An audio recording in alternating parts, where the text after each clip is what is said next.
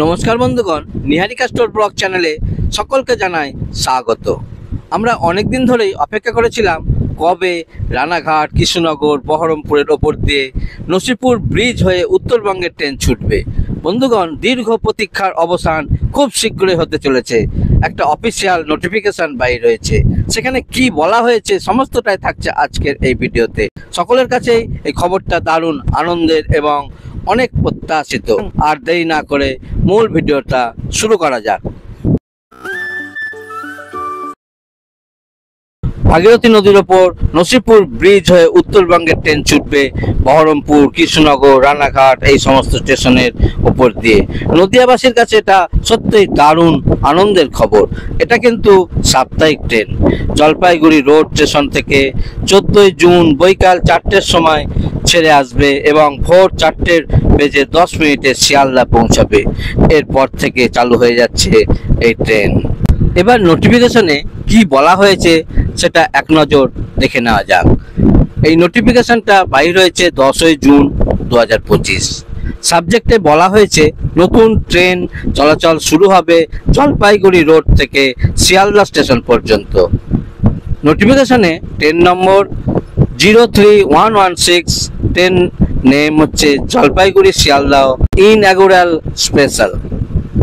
এই ট্রেনটি Jalpaiguri road station থেকে ছেড়ে আসছে 14 জুন 2025 শনিবার বৈকাল 4টের সময়। নিউ জলপাইগুড়ি পৌঁছাবে 16:40 অর্থাৎ বৈকাল 4:40। আলুবাড়ি রোড পৌঁছাবে 17:40। কিষানগঞ্জ পৌঁছাবে 6:10। বারসই জংশন পৌঁছাবে সন্ধে 7টায়। শামসি পৌঁছাচ্ছে 20টা অর্থাৎ রাত্রি 8টায়। মালদা টাউন পৌঁছাবে 21:05 অর্থাৎ 9:05। নিউ ফারাক্কা জংশন পৌঁছাবে 9:47। জঙ্গিপুর রোড স্টেশনে পৌঁছাবে 22:31 এবং আজিমগঞ্জ জংশন পৌঁছাবে 23:20। বহরমপুর কোর্ট পৌঁছাবে 23:55 অর্থাৎ রাত্রি 11:55। কৃষ্ণনগর সিটি জংশন পৌঁছাবে 1:48। রানাঘাট জংশন পৌঁছাবে 2:30।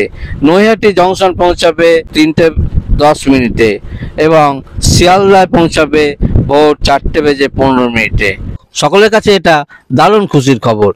এরপর আরও কোনো নতুন খবর এলেই আপনাদের সঙ্গে শেয়ার করব।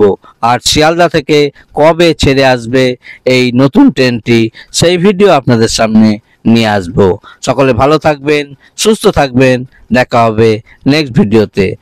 আর এই রুটে ট্রেনটি দেওয়া কার কার সুবিধা হলো এবং কাদের অসুবিধা হলো সবই কমেন্ট বক্সে লিখে জানাবেন।